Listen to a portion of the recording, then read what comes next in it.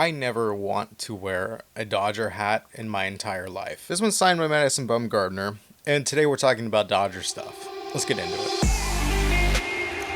Ball to 2 strikes. 50. Allen Houston, there's a foul ball for her. Oh.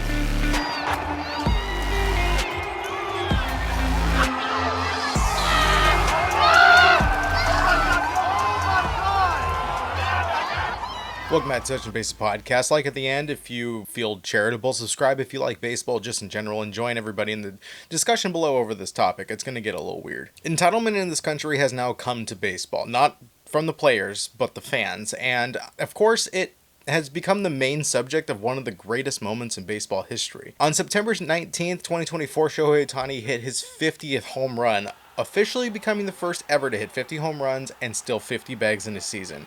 He did this in Miami, and I'd say that's where wealth, partying, and also entitled kids grow up. I'm kidding.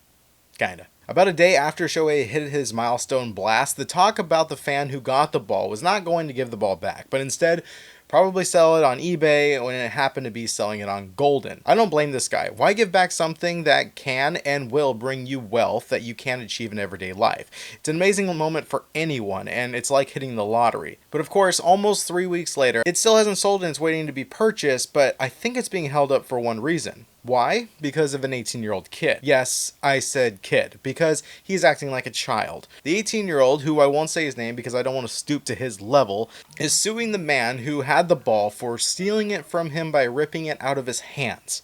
May I remind you, this was all caught on video. Now, before I go any further, anyone who is a grown adult to take something that's rightfully claimed by someone else and use that item to sell for profit, you deserve to be put in prison for theft, and especially when it comes to children. Now, we have seen this before. Foul balls go into a crowd and a 48-year-old man with a beer turns into a 7-year-old and does whatever he can to get the ball. Or she.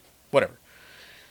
But this 18-year-old is not a child, and even though he looks like he's built like a 12-year-old, his reaction after the man who had his whole body on top of the ball and was clearly the one on it first, when the 12-year-old looking 18-year-old has one of his hands between his legs, was that of an 8-year-old having a temper tantrum. Don't get me wrong, I would be severely disappointed and probably go to a counselor, but I also wouldn't go out of my way to sue somebody because I didn't get what I wanted, even if I was that close. I have watched this video over and over and over again, and the man who claimed the ball was on the ground on top of the ball while everyone basically dogpiled to get to it, including someone who jumped over the railing, which was insane. Like, pretty much my reference to the 48, 50, how old you want, turning into a 7-year-old, basically. Only to see a boy man, reach down way later in the clip and have his hand between the guy's legs. Now, I don't watch a lot of football, but when a receiver comes down with the ball and the cornerback or safety has his hand in there, it's not ruled an interception.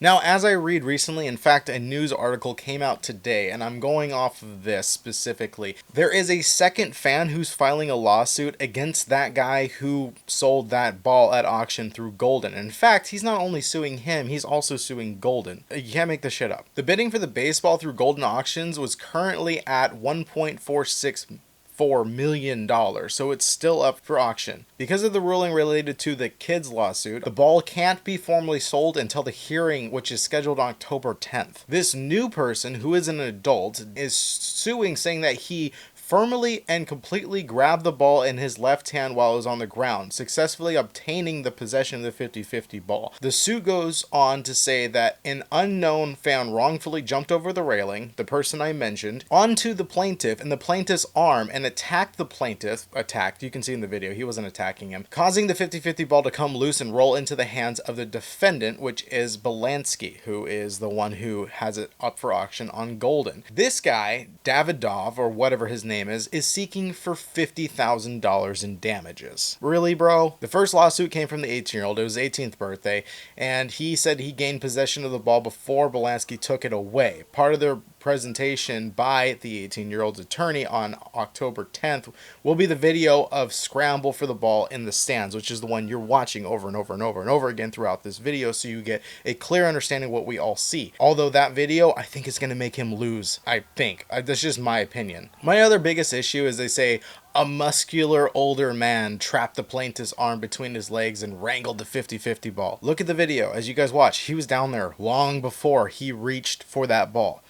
It just seems so obvious to me, but you guys make your own decisions. I just hate the kind of drama and conflict over something that should be more celebrated. To be fair, I think a good human being would sell that ball, use the money to pay off their house, their car, take a vacation. When they get back, invest the money for retirement. And if that said person wasn't being sued by two different people, I'd give $10,000 for the 4 people or 5 people around me, because they were so close to winning. In fact, I tried to find whoever was close to that ball now and give them $5,000 each and not give a dime to that kid and this other guy suing for damages. It's absolutely ridiculous. And it wouldn't happen if it was any other ball.